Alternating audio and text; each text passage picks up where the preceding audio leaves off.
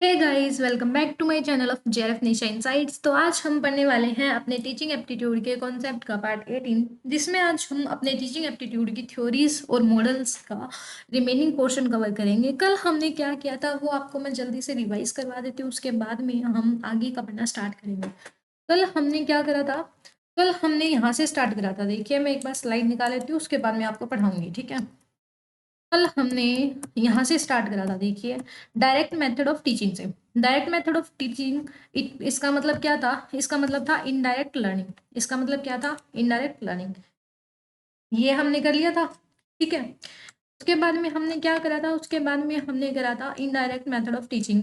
It means direct method of learning, जो कि student centre है ना। फिर हमने करा था प्रीमेक प्रिंसिपल, जो कि ग्रैंडमा रूल भी कहलाता है ना। फिर हमने करा था एडवर्ड थोंडाई का लॉ ऑफ प्रिंसिपल, जो जिसने 3 रूल्स दिए थे, इफेक्ट, एक्सरसाइज और रेडनेस के। फिर हमने ऑपरेंट कंडीशनिंग की थी, है ना। ऑपरेंट कंडीशनिंग की थी जो बीएफ स्किनर ने दी थी, जिसमें रिवॉर्ड और पनिशमेंट की बात की गई थी। आज हम पढ़ने वाले हैं रॉबर्ट ग्लेजर का model of modern teaching model. अब एक बात मैं आपको यहाँ से बता दूं कि अब जो मैं आपको करवाने जा रही हूँ ना मॉडल्स, उनमें जिसमें मैं ना बोलूं कि ये इम्पोर्टेंट है, ठीक है, तो और इसमें मैं बोल दूं कि ये ज्यादा इंपॉर्टेंट नहीं है, इनमें सिर्फ नाम नाम करना है, तो उसको आपको ध्यान में रखना है। मतलब अब जो मैं ये मॉडल करवा रही हूँ ना आपको, जैसे रॉबर्ट ग्लेजर का मॉडल आ गया, आगे आएगा जोइस, जोइस वाला आएगा, एक ये रहा जोइस और मार्शा का आ जाएगा, ठीक है। और भी आ जाएंगे, तो जिनमें मैं स्पेसिफाई आपको ना बोलूं, ठीक है, बाकी सारों का आपको नाम नाम याद करना है।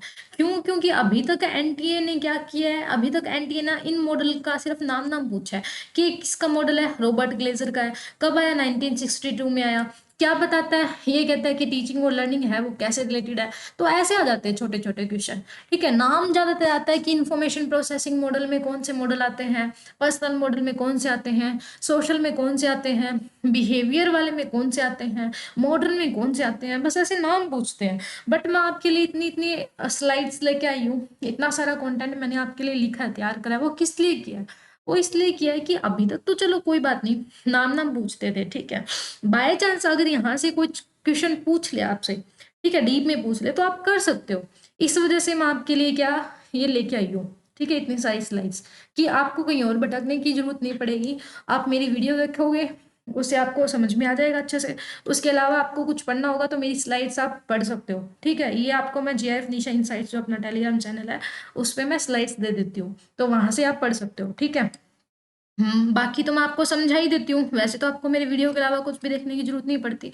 फिर भी वीडियो देखने के बाद आप अगर पीडीएफ पढ़ोगे तो और अच्छे से क्लियर हो जाएगा, ठीक है। तो एक्स्ट्रा नॉलेज के लिए आपको मैंने काफी स्लाइड एक्स्ट्रा दी हुई है, तो वो भी आप पढ़ सकते हो, ठीक है। तो अब हम पढ़ना स्टार्ट करते हैं। देखिए, जो रॉबर्ट ग्लेजर का मॉडल है, मॉडर्न टीचिंग मॉडल है, ये क्या बताता है? ये बताता है कि टीचिंग और लर्निंग प्रोसेस है वो आपस में कैसे रिलेटेड है। टीचिंग और जो लर्निंग है उसमें रिलेशनशिप क्या है, ये बताता है, रिलेशनशिप बिटवीन टीचिंग और लर्निंग के बीच में।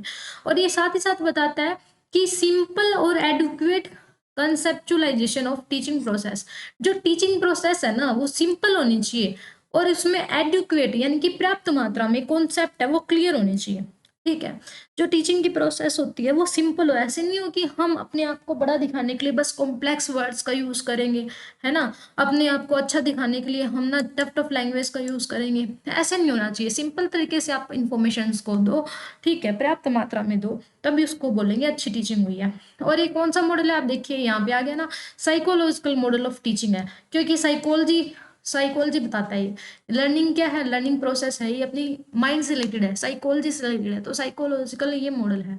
और ये क्या बताता है कि सबसे पहले हम किसी लेसन को कैसे डिजाइन करते हैं, उस लेसन को कैसे डेवलप करेंगे, फिर उसको कैसे इंप्लीमेंट यानी कि लागू करेंगे, लास्ट में हम एनालाइज करेंगे कि क्या हमने जो लेसन प्रिपेयर करा, ठीक है, टॉपिक तैयार करा, वो सब हमने जो सोचा था उस तरीके से हो रहा है नहीं हो रहा है ना।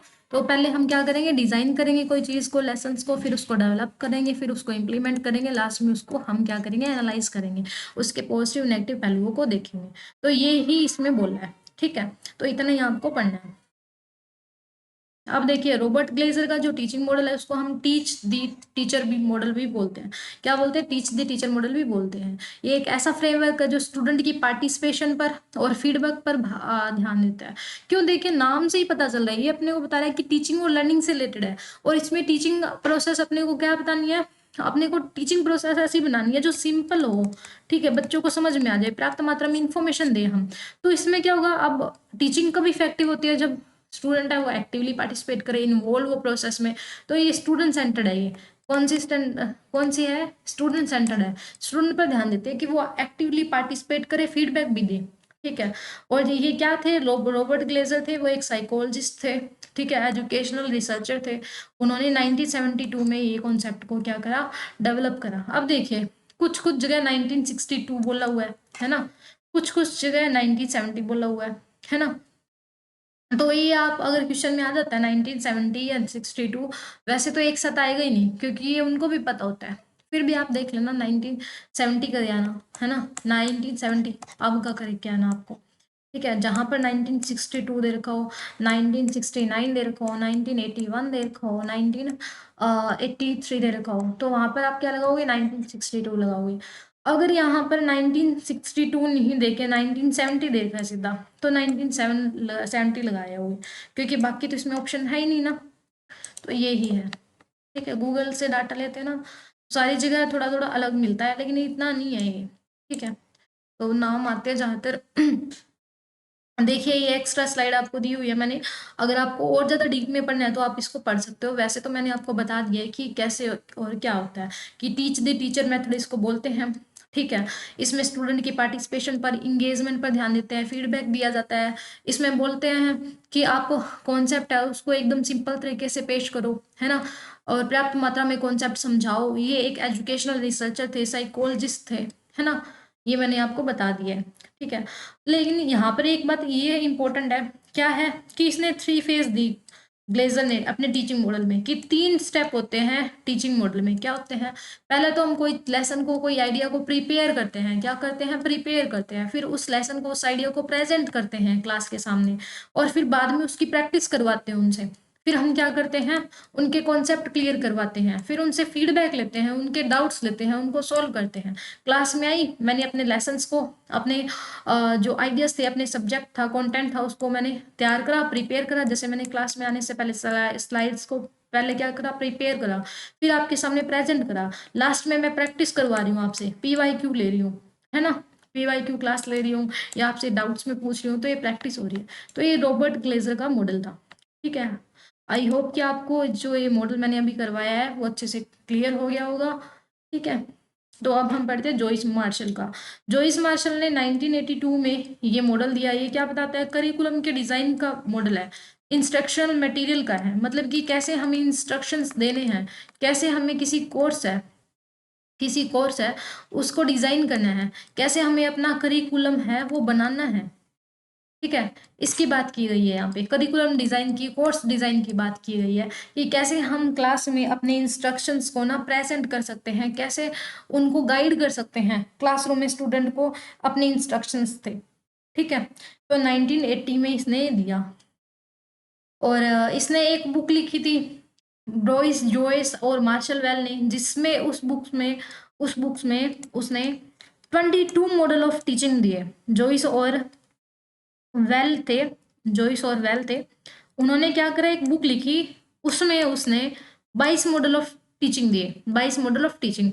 उन 22 मॉडल को उसने 4 कैटेगरी में बांटा, उन 22 मॉडल को 4 कैटेगरी में बांटा। वो 4 कैटेगरी थी कि कुछ तो मॉडल होते हैं वो इन्फॉर्मेशन प्रोसेसिंग होते हैं, कुछ पर्सनल मॉडल होते हैं, कुछ सोशल मॉडल होते हैं, कुछ बिहेवियरल मॉडल होते हैं, ठीक है। तो ऐसे बोला है, जो इन्फॉर्मेशन प्रोसेसिंग मॉडल है वो एक फैमिली मॉडल है। ये डिज़ाइन किस लिए किया गया है? ये डिज़ाइन किया गया है ताकि स्टूडेंट की हेल्प कर सके, किस चीज़ में हेल्प कर सके, कि वो अपनी इफिशियंसी को ना और ज़्यादा इंप्रूव करे और उस इंफॉर्मेशन को ना अच्छे से सीख ले, ठीक है। तो इंफॉर्मेशन प्रोसेसिंग मॉडल है वो स्टूडेंट को हेल्प करता है कि वो अपनी जो क्षमता है उसको और ज़्यादा अच्छे से इंप्रूव करे, और जो इंफॉर्मेशन वो ले रहा है उसमें वो मास्टरी कर ले, ठीक है। तो इस ये क्या बताता है? जॉइस और बताता है कि डिज़ाइन कैसे करें हम इस अपने करिकुलम को, अपने कोर्स को, कंटेंट को डिज़ाइन कैसे करें, ये बताता है, ठीक है।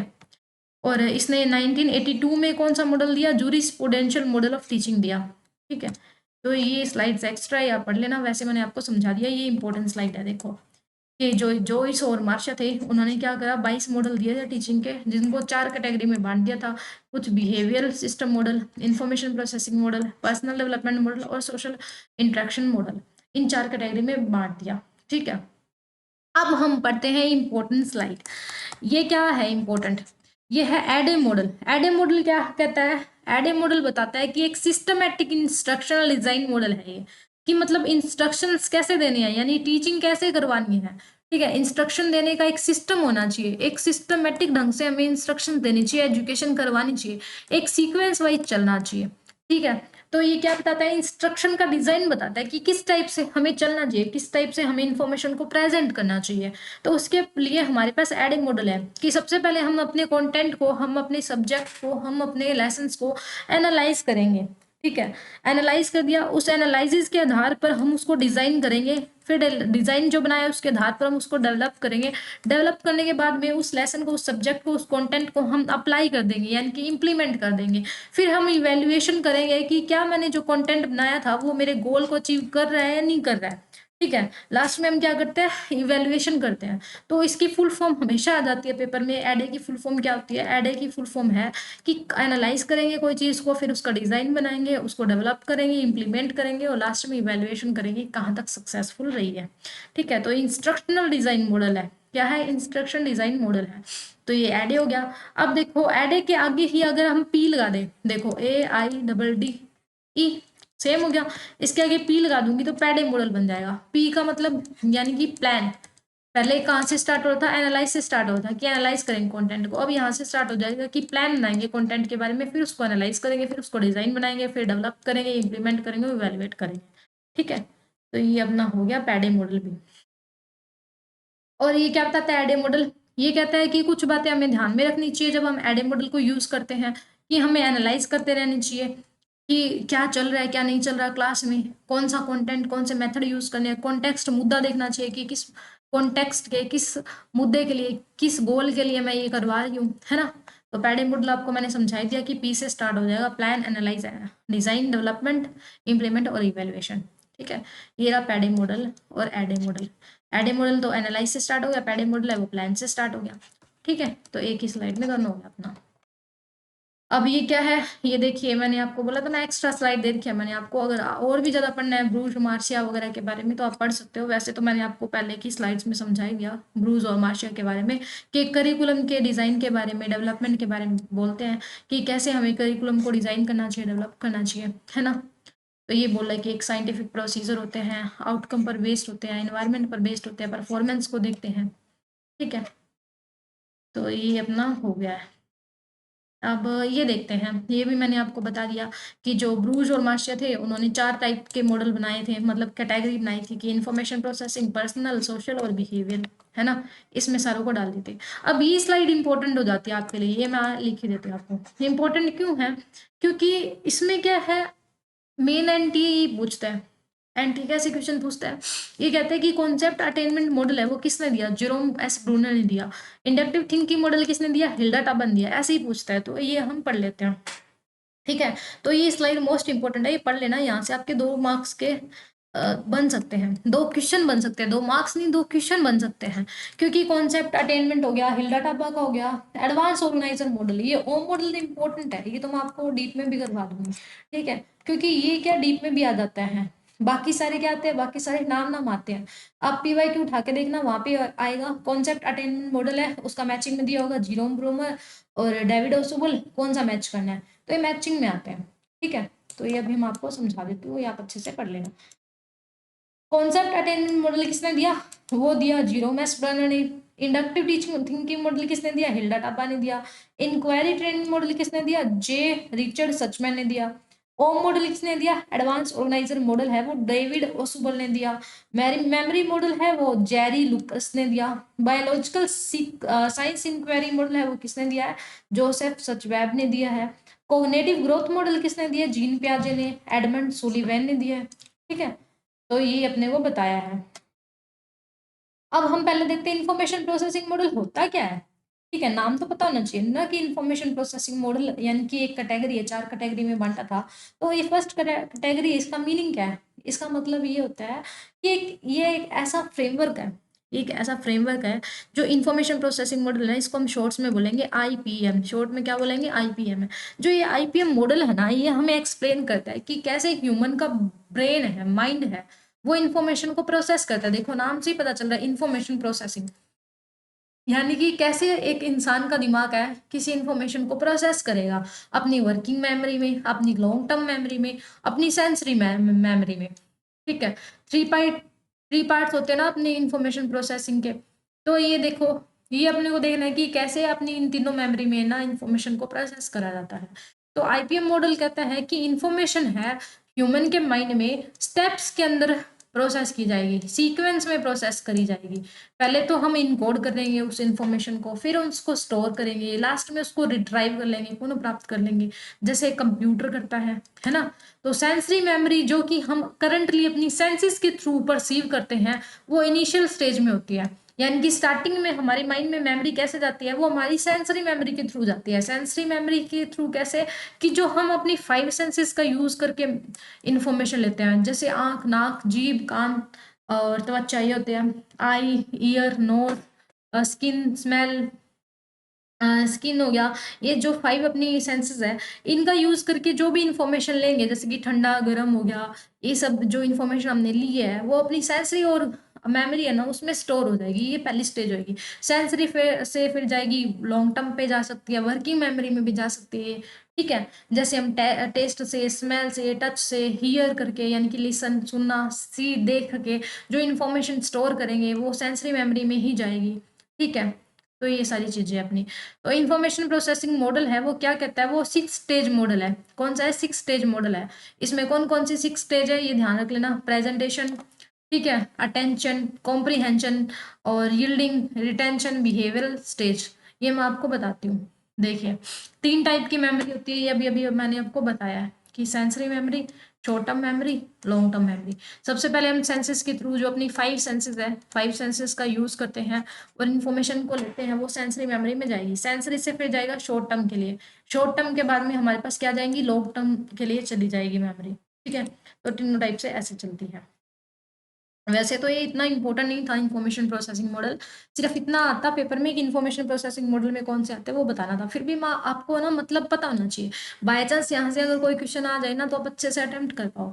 हमारा मोटो सिर्फ ये नहीं है कि एग्जाम क्लियर करना है, हमारा ये पर्पस है कि हम ना कॉन्सेप्ट को अच्छे से क्लियर कर ले, ताकि ये एग्जाम जो जेआरएफ का है वो तो निकले ही निकले, साथ में असिस्टेंट प्रोफेसर का या कोई और का वो भी आपका एग्जाम निकले, टीजीटी पीजीटी जो जिसमें भी टीचिंग एप्टीट्यूड आता है या ये नेट का सिलेबस आता है वो भी निकले। साथ ही साथ ना आपके कॉन्सेप्ट इतने क्लियर हो कि आपको दोबारा से कहीं से पढ़ना ही ना पड़े।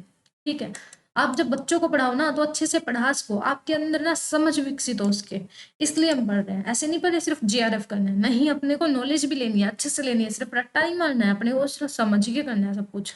ठीक है, रट्टा मारो वो याद नहीं रहता, समझो वो याद रहता है। तो देखिए इंफॉर्मेशन प्रोसेसिंग मॉडल है ना, इसमें अपना आ गया सेंसरी मेमोरी, जिस सेंसरी आउटपुट लिया हमने, ईयर से कोई ले ली इंफॉर्मेशन, या फिर हमने नोज से कोई इंफॉर्मेशन ले ली, हमने स्मेल कर ली कोई चीज़। ठीक है, तो ऐसे। तो अनअटेंड इंफॉर्मेशन एट लॉस्ट, जिसकी तरफ हमने ध्यान नहीं दिया सेंसेस के थ्रू, हमारा पैर किसके टच हो रहा है किसके नहीं हो रहा, हमने ध्यान नहीं दिया, वो चली जाती है। अगर किसी तरफ ध्यान देंगे सेंसरी मेमोरी, जैसे एकदम से हमारा हाथ जला, हमने ध्यान दिया उस चीज़ की तरफ, तो हमारा हाथ जला ना, वो मेमोरी हमें याद रहेगी। ठीक है, तो मेमोरी की तरफ हमने क्या करा? अटेंशन, ध्यान दिया, ध्यान दे के हमने शॉर्ट टर्म मेमोरी में हम लेके गए। शॉर्ट टर्म मेमोरी में ले तो गए, लेकिन अगर उस मेमोरी में उस याद को, उस चीज को हमने याद नहीं करा, तो वो क्या होगी? अनरिहर्स्ड, यानी कि रिहर्सल नहीं करी उस चीज की, तो वो मेमोरी है, वो इन्फॉर्मेशन है हमारी डिलीट हो जाएगी, वो चली जाएगी। ठीक है, पहले हमने कोई बात सुनी, बात मान लो कुछ पढ़ा है मैंने आज, जैसे आपने लेक्चर लिया है, लेक्चर थोड़ी देर लिया है, लेकिन अगर आप उसको थोड़ा रिवाइज नहीं करोगे या फिर पीडीएफ नहीं देखोगे, तो क्या हो जाएगा? आप भूल जाओगे, तो शॉर्ट टर्म मेमोरी बन जाएगी। तो इसको मेंटेन कर रहा है, तो अपने को क्या करना पड़ेगा? मेंटेन करने के लिए, रखने के लिए हमें रिवाइज करना पड़ेगा। आज आपने टीचिंग एप्टीट्यूड देख लिया, उसके बाद में आपने कभी भी ना पीडीएफ पढ़ी, ना आपने वीडियो देखी, तो आप भूल जाओगे। क्यों? क्योंकि आपने रिहर्सल नहीं करी। रिहर्सल करनी जरूरी होती है, रिवाइज करना जरूरी होता है। फिर लॉन्ग टर्म मेमोरी में कब जाएगा? लॉन्ग टर्म में जब आ जाएगा जब आप हमेशा रिहर्स करते रहोगे, है ना, रिवाइज करते रहोगे, तो इनकोडिंग होती रहेगी। मतलब आप उससे क्या होगा, इन्फॉर्मेशन को ट्रांसफर कर रहे हो, ये इन्फॉर्मेशन वापस उसको दे रहे हैं, रिट्राइव कर रहे हैं क्योंकि हम रिहर्सल कर रहे हैं। सेम इन्फॉर्मेशन में बी लॉस्ट ओवर टाइम। अब एक साथ इन्फॉर्मेशन इतनी सारी जा रही है तो हो सकता है कोई इन्फॉर्मेशन है वो छूट जाए, हमसे ना दे पाए, ठीक है। तो ये है अपना इंफॉर्मेशन प्रोसेसिंग मॉडल। इसमें हम बताते हैं कि कैसे अपने ह्यूमन का माइंड है वो काम करता है, कैसे किसी चीज़ को प्रेजेंट करा जाता है हमारे सामने, फिर उसकी तरफ हम अटेंशन ध्यान देते हैं, ध्यान दे लिया, फिर उसको हम कॉम्प्रीहेंशन समझते हैं, समझ के उसको यील्ड करते हैं, लेते हैं, फिर उसको हम क्या करते हैं, रिटेन करते हैं, अपने दिमाग में रख लेते हैं, लास्ट में वो हमारे बिहेवियर में आ जाती है, ठीक है। तो ये थी अपनी 6 स्टेज की, प्रेजेंट करा कोई चीज़ को, उसकी तरफ अटेंशन दी, फिर हमने उसको समझा, फिर हमने उसको लिया, उस इंफॉर्मेशन को फिर रिटेन करके रखा और बिहेवियर में डाला। तो ये अपनी इंफॉर्मेशन प्रोसेसिंग थी। अब देखिए ये इंपॉर्टेंट स्लाइड है, मैं आपको साथ साथ बता रही हूँ कि कौन सा इंपॉर्टेंट है। देखो अब इसमें से मैचिंग में आ जाएगा। कॉन्सेप्ट अटेनमेंट मॉडल किसने दिया? वो दिया जीरोम ब्रूमर ने। किसने दिया? जीरोम ब्रूमर ने दिया, है ना। इंडक्टिव थिंकिंग मॉडल किसने दिया? वो दिया हिल्डा टाबा ने दिया। किसने दिया? हिल्डा टाबा ने दिया। इंक्वायरी ट्रेनिंग मॉडल है वो किसने दिया था? वो पूछ लेंगे। एडवांस ऑर्गेनाइजर मॉडल है वो डेविड ओसुबल ने दिया था। किसने दिया? डेविड ओसुबल ने दिया था। ये ऐसे आ जाएंगे, ठीक है। तो ये आपको नाम याद रख लेने हैं। ये मैंने आपको वैसे तो ऊपर करवा ही दिए थे ना, कहाँ करवाए थे, ये क्या देखते हैं। देखो कॉन्सेप्ट अटेनमेंट जीरोम ब्रूमर ने दिया था, इंडक्टिव हिल्डा टाबा ने दिया, ट्रेनिंग वाला रिचर्ड सचमैन ने दिया, एडवांस ऑर्गेनाइजर है वो डेविड ने दिया, मेमोरी जेरी लुकस ने दिया, बायोलॉजिकल जोसेफ सचवेब ने, और बिहेवियर कोग्निटिव जीन पियाजे ने। तो ये आपका हो गया फर्स्ट पार्ट। फिर भी कॉन्सेप्ट अटेनमेंट की अगर आपको स्लाइड वगैरह पढ़नी है तो आप यहाँ से पढ़ सकते हो, ठीक है। ये इतना इंपॉर्टेंट नहीं है, इसके नाम आते, फिर भी मैंने आपको इनकी स्लाइड दे दी अच्छे से डीप में पढ़ने के लिए, तो आप पढ़ सकते हो यहाँ से, ठीक है। फिर भी थोड़ा सा बता देती हूँ उसका, कि कॉन्सेप्ट अटेनमेंट मॉडल है वो एक टीचिंग स्ट्रेटजी है जो हेल्प करती है स्टूडेंट को लर्न बाय डिस्कवरी। ये कहती है कॉन्सेप्ट को अटेन करो। अटेन कैसे करो? डिस्कवर कर करके। बच्चा ना खोज कर करके सीखे। जैसे कि जॉन डेवी का लर्निंग बाय डूइंग था, वैसे ही इनका है कि बच्चा जो है उस वो सीखेगा तो क्या करे, डिस्कवर कर करके सीखे, अपने आप से चीजें खोजे फिर सीखे। ये डेवलप किया गया साइकोलॉजिस्ट जिरोम बर्नर के द्वारा 1960 में, ठीक है। ये फाउंडेशन क्या है इस पैराडिगम की? फाउंडेशन है पैराडिगम की कि notion that people can pick up knowledge by figuring out what make a concept unique. मतलब कि एक स्टूडेंट है वो कैसे नॉलेज ले सकते हैं, एक स्टूडेंट है ना नॉलेज को पिक कर सकते हैं ये फिगर आउट करके कि कैसे एक कॉन्सेप्ट को हम यूनिक बना सकते हैं, कैसे एक नॉलेज को हम यूनिक बना सकते हैं। जैसे कि बच्चे example non example teacher are them to contact compare their example. Teacher है वो कंपेयर करेंगे बच्चों के एग्जाम्पल को खुद के एग्जाम्पल से। बच्चे हैं वो एग्जाम्पल दे दे के अगर कोई चीज सीखेंगे, कोई चीज को एक्सप्लेन करना सीखेंगे, तो वो क्या हो गया, एक यूनिक स्टाइल हो गया। तो ये देखते हैं कि बच्चे कैसे नॉलेज लेते हैं एक यूनिक तरीके से, ठीक है। तो कॉन्सेप्ट अटेनमेंट मॉडल ये हो गया, जो कि डेवलप किसने किया था? जीरोम एस बर्नर ने किया था। और ये डिजाइन किस लिए किया गया है? स्टूडेंट की हेल्प करने के लिए, ताकि क्या उसके वो मोर इफेक्टिव बन सके लर्निंग कॉन्सेप्ट। मतलब कि बच्चे हैं कॉन्सेप्ट को समझने में ना और ज्यादा सक्षम बन सके, उनको कॉन्सेप्ट है ना और ज्यादा अच्छे तरीके से समझ आ जाए, उसके लिए ये मॉडल दिया गया है, ठीक है। ये क्या कहता है, ये कॉन्सेप्ट कहता है कि मेंटल रिप्रेजेंटेशन है, मेंटल पिक्चर है सम ऑब्जेक्ट और एक्सपीरियंस। मतलब किसी ऑब्जेक्ट की, किसी एक्सपीरियंस की, किसी इंफॉर्मेशन की ये एक मेंटल पिक्चर बना देता है। कॉन्सेप्ट को अटेन करना, देखो नाम से पता चल रहा है, कॉन्सेप्ट को अटेन करना मतलब कॉन्सेप्ट को रखना, अपने माइंड में रखने के लिए ना एक पिक्चर बना देता है उस कॉन्सेप्ट की, जिससे हम अपने माइंड में रख सकते हैं, ठीक है। कॉन्सेप्ट में क्या आ सकता है, किसी चीज का नाम आ सकता है, उसका एग्जाम्पल आ सकता है, उसके एट्रीब्यूट, एट्रीब्यूट मतलब कि कोई एग्जेंटियल एलिमेंट हो गया, मतलब जरूरी तत्व हो गए, नॉन जरूरी हो गए। एट्रीब्यूट वैल्यू या रूल्स भी इसके अंदर क्या आ जाते हैं, शामिल हो जाते हैं। जैसे नेम में आ जाएगा पैरासाइट, रेस्पिरेशन, पोलिनेशन। एग्जाम्पल में पॉजिटिव नेगेटिव एग्जाम्पल, एट्रीब्यूट में किसी की विशेषता, किसी के टाइप, ये आ जाएंगे। वैल्यू में किसी चीज की वैल्यू रेंज आ जाएगी, रूल में कोई कॉन्सेप्ट हो जाएगा, ठीक है। तो ये सब चीज आ जाएगी। या आपको ज्यादा पढ़ना है तो आप पढ़ सकते हो, वैसे इतना इंपॉर्टेंट नहीं है ये, इसमें नाम नाम पूछते हैं। अब हम देखते हैं इंडक्टिव थिंकिंग मॉडल, जो कि हिल्डा टाबा ने दिया है। हिल्डा टाबा कौन थी? हिल्डा टाबा है वो जॉन डेवी की स्टूडेंट थी। किसकी? जॉन डेवी की स्टूडेंट थी। जॉन डेवी की स्टूडेंट थी। ठीक है। हिल्डा टाबा ने इंडक्टिव थिंकिंग मॉडल दिया है। अब ये क्या बोलता है, ये थोड़ा सा इंपॉर्टेंट है, इसको मैं थोड़ा सा समझा देती हूँ। ठीक है। ये हिल्डा टाबा का जो मॉडल है ना, वो क्या कहता है? वो कहता है कि आपको इंडक्टिव तरीके से चलना चाहिए। ठीक है। आपको किस तरीके से चलना चाहिए? इंडक्टिव तरीके से चलना चाहिए, जिसमें कोई रिजिडिटी नहीं होती। ठीक है। जो फ्लेक्सिबल होता है, क्या होता है? फ्लेक्सिबल होता है। इसमें कोई रिजिडिटी नहीं होती, रिजिडिटी नहीं होती इसमें। नॉट। ठीक है। श्योरिटी 100% नहीं होती कोई काम की। और श्योरिटी है वो 100% नहीं होती। इसमें क्या होता है? पॉसिबिलिटी होती है। क्या होती है? पॉसिबिलिटी होती है कोई काम के होने न होने की। तो ये मॉडल क्या कहता है? ये कहता है is a branch of logic that involve using example to help student reach their own conclusion. कि जो बच्चे हैं, ठीक है, बच्चे हैं, वो क्या करेंगे? ब्रांच ऑफ नॉलेज, यानी कि नॉलेज का गुच्छा, एक नॉलेज की शाखा जो इन्वॉल्व करेगी यूजिंग एग्जाम्पल, एग्जाम्पल को यूज करने में। ठीक है। Help student reach their own, मतलब बच्चे अगर अपने कंक्लूजन पे पहुंचेंगे, अपने निष्कर्ष पर पहुंचेंगे। बच्चों को निष्कर्ष में पहुंचने के लिए एग्जाम्पल्स की जरूरत होती है। बच्चे अगर अपना कोई कॉन्सेप्ट है वो बता रहे हैं हमें एग्जाम्पल्स के थ्रू, तो उस एग्जाम्पल्स में लॉजिक होने चाहिए। ठीक है। उस एग्जाम्पल में क्या होना चाहिए? लॉजिक होनी चाहिए। लॉजिक को यूज करके वो एग्जाम्पल देंगे कोई भी कंक्लूजन में पहुंचने के लिए, तो उसको क्या बोलेंगे? हम उसको बोलेंगे इंडक्टिव थिंकिंग मॉडल। देखो नाम से पता चला, इंडक्टिव थिंकिंग मॉडल। यानी कि हम अगर कोई डिसीजन पर पहुंच रहे हैं, कोई अपने कंक्लूजन पर पहुंच रहे हैं, उसके लिए हमें क्या करना पड़ेगा? लॉजिक का यूज करके, एग्जाम्पल का यूज करके सोचना पड़ेगा। ठीक है। तो ये इंटरेक्टिव मॉडल है, इसमें बातचीत करते हैं। डिजाइन कब किया? 1962 में हिल्डा टाबा ने किया। इसने बोला कि इसके अंदर 5 स्टेप होते हैं। 5 स्टेप कैसे होते हैं? कि सबसे पहले हम अपने लेसन का इंट्रोडक्शन करते हैं। ठीक है। इंट्रोडक्शन करा कि hi guys, welcome back to my channel of JRF Nisha insights. मैंने क्या करा? इंट्रोडक्शन स्टार्ट करा। ठीक है। फिर डाइवर्जेंट हो जाते हैं हम। डाइवर्जेंट मतलब open ended phase. Open ended phase होता है, स्टार्टिंग में मैं आपको कुछ भी बोलती हूँ कि कल हमने क्या पढ़ा था। कल हमने टीचिंग एप्टीट्यूड का जो है 16 पार्ट पढ़ा था, 17 पार्ट पढ़ा था।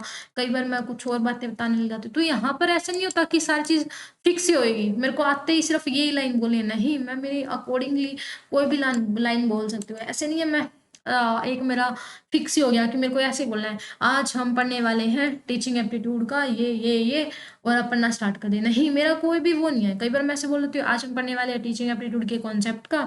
कई बार मैं बोल देती हूँ टीचिंग एप्टीट्यूड का पार्ट ये। कई बार बोल देती हूँ रिमेनिंग पोर्शन। कई बार बोल देती हूँ कि बचा हुआ हिस्सा। मतलब कुछ ऐसे नहीं है, फिक्स है, ओपन एंडेड है। यहाँ पर मैं अपनी थोड़ी यूज कर सकती हूँ चीजें। ठीक है। फिर उस फेज को हम क्लोज कर देते हैं कि अब क्या वो फिक्स हो जाता है वो। अब क्या, मैं जैसे आपको पढ़ाने लगी तो बीच में मैं अपने घर वालों की बातें नहीं करती हूँ। क्यों? क्योंकि मेरे को पता है कि ये फॉर्मेट अपना पढ़ाने का, कि मेरा फॉर्मेट ये है। मैंने पहले दिन से ये रखा कि फालतू की बातें नहीं करनी।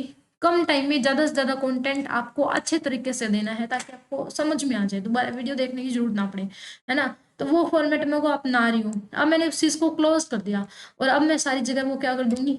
अप्लाई कर दूंगी। ठीक है। तो इंडक्टिव थिंकिंग मॉडल क्या कहता है कि सबसे पहले आप लेसन को क्या करोगे? इंट्रोड्यूस करोगे। सबसे पहले इंट्रोड्यूस करोगे, फिर उस लेसन में ना ओपन एंडेड चीजें डालोगे, जहां पर क्या क्वेश्चन आंसर कर सकते हैं हम, है ना। कोई भी चीज फिक्स नहीं होगी। फिर धीरे धीरे उस चीज को फिक्स करते रहेंगे, क्लोज एंडेड कर देंगे, कन्वर्जन कर देंगे, फिर उस चीज को क्लोज कर देंगे एकदम। ठीक है। फिर उसको अप्लाई कर देंगे। तो ये इसके क्या है?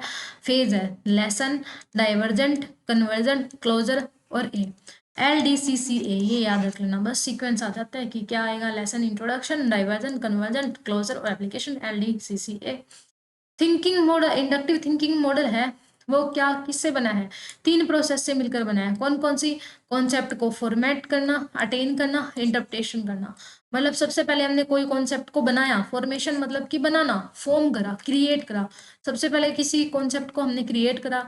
फिर उसको अटेन मतलब कि उसको प्राप्त करना। सबसे पहले कोई कॉन्सेप्ट है हमारे दिमाग में, उसको क्रिएट करें, फिर वो अटेन कर लेंगे, उस कॉन्सेप्ट को हम समझ जाएंगे। फिर उसको इंटरप्रेट करेंगे, अब उसकी व्याख्या करेंगे कि हाँ ये कॉन्सेप्ट है क्या। ठीक है। कोई कॉन्सेप्ट को हमने क्रिएट करा, फॉर्मेट यानी कि बनाना, फॉर्मेट करा, फिर उसको अटेन अपने पास रखा, फिर इंटरप्रेट कर दिया उसको। ठीक है। तो ये हिल्डा टाबा का अपना क्या है? मॉडल है। ये कहते हैं इंडक्टिव अप्रोच को अपनाओ। ठीक है। स्टूडेंट को इनकरेज करो कि वो कंपेयर करे, construct there instruction after providing with example non example, कि एग्जांपल नॉन एग्जांपल को आपस में क्या कंपेयर करो। तो ये सारी चीजें, ठीक है। तो ये इम्पोर्टेंट बस इतना नहीं है, जितना था मैंने आपको बता दिया। ये भी पढ़ लेना कि लाटा बन दिया, ये सेम ही बातें दी हुई है यहाँ पे। अब आता है रोल प्ले मॉडल। ये भी आपको इतना सा ध्यान रखना है कि रोल प्ले मॉडल किसने दिया था, वो फैनी शेफल ने दिया था। किसने दिया था? फैनी शेफल ने दिया था, और साथ साथ गॉर्ज शेफल ने भी दिया था, फैनी और गॉर्ज शेफल ने, ठीक है।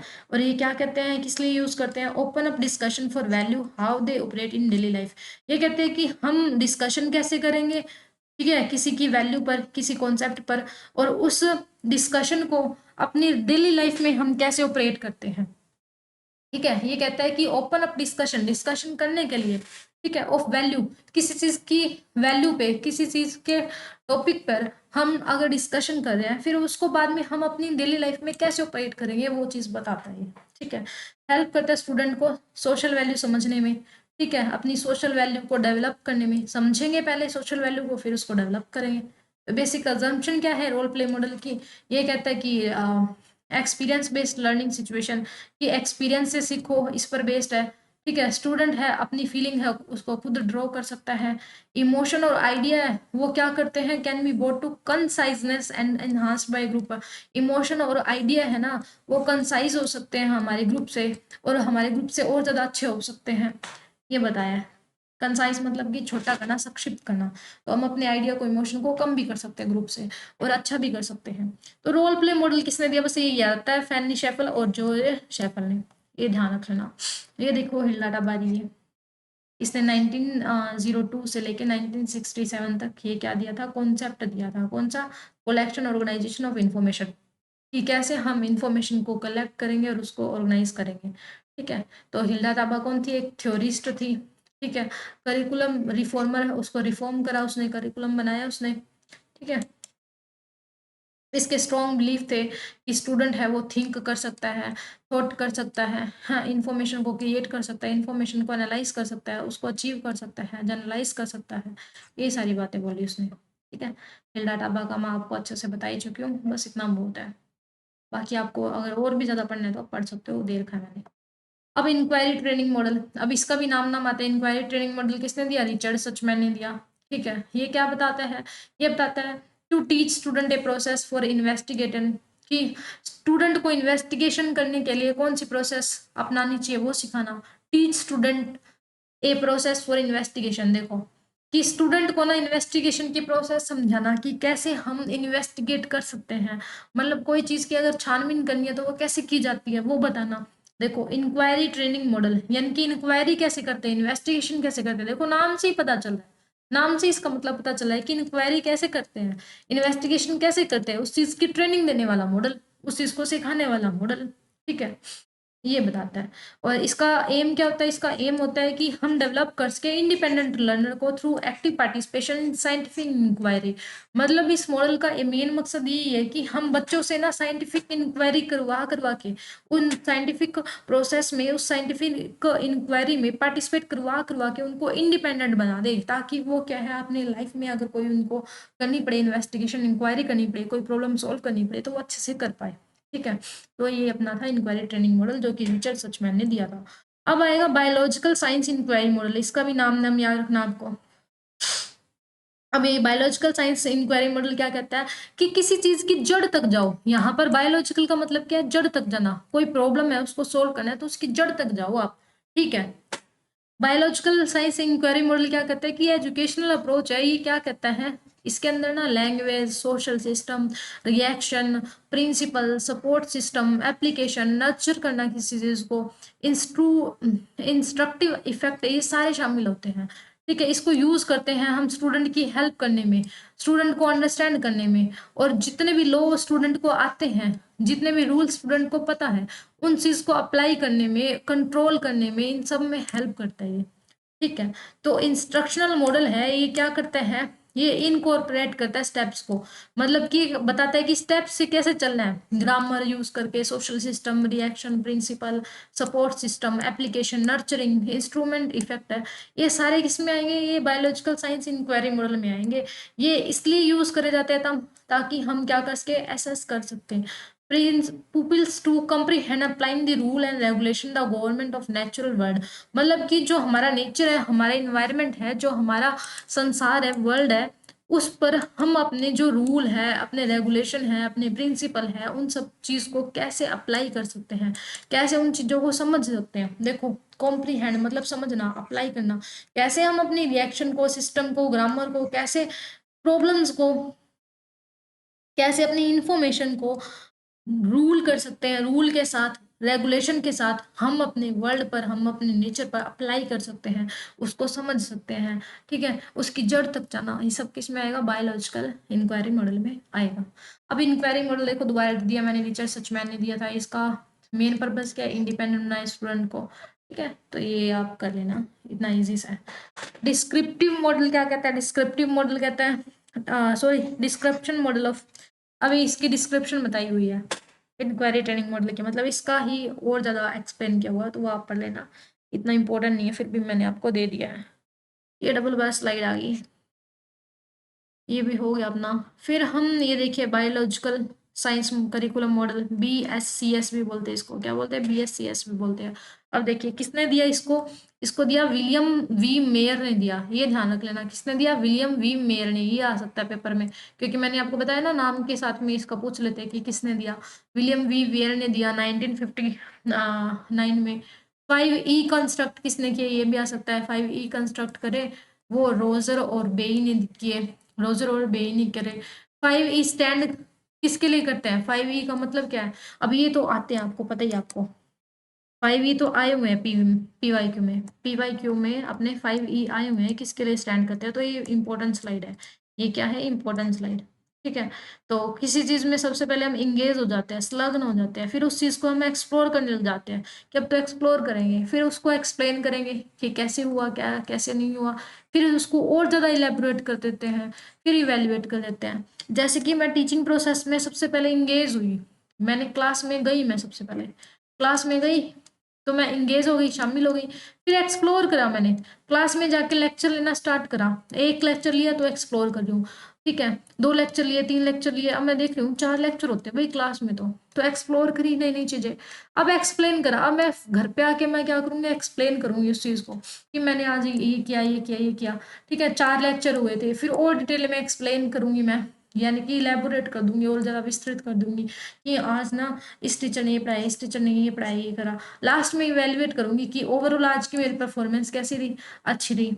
ठीक है, तो ये मैंने आपको मेरी डेली लाइफ का एग्जांपल लेके बता दिया कि इस टाइप से मैं अगर हूँ तो कैसे कर सकती हूँ। तो ये ही है अपना टीचिंग में और लर्निंग में, कि कैसे हम किसी लर्निंग प्रोसेस में इंगेज होंगे, उस चीज़ को उस टॉपिक को, उस सब्जेक्ट को एक्सप्लोर करेंगे, फिर एक्सप्लेन करेंगे, फिर उसको और ज़्यादा एलेबोरेट करेंगे, लास्ट में उस सब्जेक्ट को, उस टॉपिक को, उस कंटेंट को हम इवेल्युएट करते हैं, तो वो आ जाएगा 5E में। ठीक है, तो ये आप ध्यान रख लेना, ये इंगेज करना, इंगेज मतलब सबसे पहले हम किसी चीज़ में क्या, सिचुएशन में इंगेज हो जाते हैं, क्यूरियोसिटी आती है हमारे माइंड में, फिर एक्सप्लोर करते हैं, एक्सप्लोर में हम उस चीज़ को ऑब्जर्व करेंगे, डाटा इकट्ठा करेंगे, है ना, फिर एक्सप्लेन करने लग जाते हैं, हम इंट्रोड्यूस करने लग जाते हैं, फिर उसको और ज़्यादा क्या नई नई बातें उसके बारे में सीखते हैं, तो इलेबोरेट करते हैं। लास्ट में हम क्या करेंगे, फॉर्मेटिव और समेटिव इवेल्युएशन करके उनको बता देते हैं कि आपका क्या रिजल्ट रहा, है ना। तो अब साइंटिफिक इंक्वायरी मॉडल में क्या क्या आता है, इंगेज करना। ठीक है, फिर अब सबसे पहले तो हम क्वेश्चंस को इंगेज करेंगे, यानी कि क्वेश्चन लेके आए, फिर उस क्वेश्चन को प्रायोरिटी में बांट दिया, कौन से क्वेश्चन है वो ज़्यादा इंपॉर्टेंट है, कौन से नहीं, फिर फॉर्मुलेट कर दिया, एक्सप्लेनेशन, एक्सप्लेनेशन भी दो, फिर एक्सप्लेनेशन को इलेबोरेट और कर दिया, लास्ट में हम कम्युनिकेट करवा देंगे। तो ये वही वाली है 5E वाले स्टेप ही, इनको बस थोड़ा अलग नाम से बताया हुआ है। इंक्वायरी बेस्ड साइंस क्या कहती है, ये कहती है कि स्टूडेंट के पास अपॉर्चुनिटी आती है, किसकी, कि इन्वेस्टिगेट कर सके एक प्रॉब्लम को।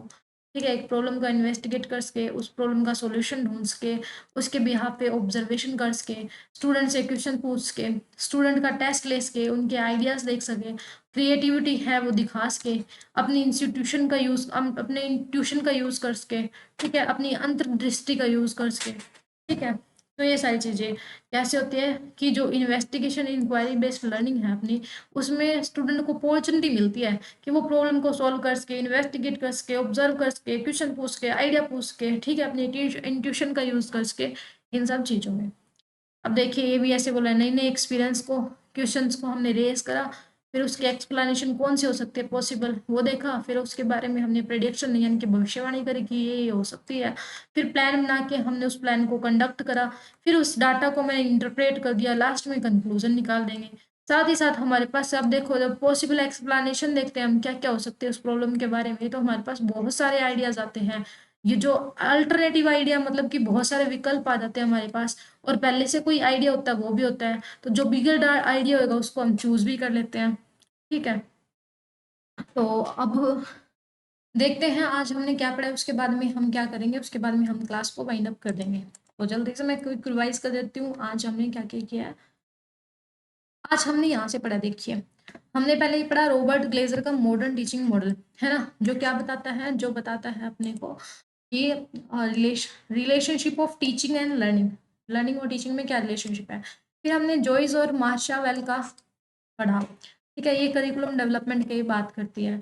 साथ ही साथ इसने अपने 22 मॉडल को 4 कैटेगरी में बांटा, इन्फॉर्मेशन, बिहेवियर और पर्सनल और सोशल, इन 4 पार्ट में। फिर हमने एडे मॉडल करा और पैडे मॉडल करा, है ना, एडे पैडे कर लिया, उसके बाद में ब्रूस डोसिया का भी हमने कर लिया। फिर हमने इन्फॉर्मेशन प्रोसेसिंग मॉडल में कौन कौन से आते हैं, किस किसने दिए, ये सब पढ़ लिया हमने। इन्फॉर्मेशन प्रोसेसिंग मॉडल क्या होता है वो भी हमने पढ़ लिया, ठीक है। कॉन्सेप्ट अटेनमेंट मॉडल हमने क्या होता है जीरोम ब्रह्मन ने दिया, वो भी करा। साथ ही साथ इंडक्टिव थिंकिंग मॉडल है वो किसने दिया, हिल्डा डाबा ने दिया, वो भी हमने पढ़ लिया। फिर इंडक्टिव थिंकिंग मॉडल ये तो पढ़ ही लिया। रोल प्ले मॉडल किसने दिया, फैनी शेफल ने, जॉर्ज शेफल ने दिया, ये भी हमने पढ़ लिया। उसके बाद में हमने इंक्वायरी ट्रेनिंग मॉडल है वो रिचर्ड सचमैन ने दिया, वो पढ़ा। बायोलॉजिकल साइंस इंक्वायरी मॉडल है वो किसने दिया, वो भी हमने पढ़ा अभी। वो किसने दिया था बायोलॉजिकल साइंस वाला, वो दिया था विलियम वी मैयर ने दिया था 1959 में। साथ ही साथ में 5E दिए थे किसने, रोजर और बाय ने। वो 5E कौन से थे, किस चीज़ में इंगेज होना, उसको एक्सप्लोर करना, उसको एक्सप्लेन करना, फिर उसको और ज़्यादा इलेबोरेट करके वैल्यूएट कर देना, है ना, ये सब हमने पढ़ा। तो आज के लिए बस इतना ही, मिलते हैं नेक्स्ट वीडियो में। आई होप कि आज आपको ये सेशन अच्छा लगा होगा, है ना। अगर आपको मेरी ये वीडियो पसंद आई है तो लाइक करें, शेयर करें मेरे चैनल को, और ज़्यादा से ज़्यादा लोगों तक पहुंचाइए। और अगर आपको कोई भी चीज़ समझ में नहीं आती है तो आप कमेंट बॉक्स में बता सकते हो, अपने डाउट्स दे सकते हो, ठीक है। बाकी मिलते हैं नेक्स्ट वीडियो में, bye bye, take care and thanks for watching.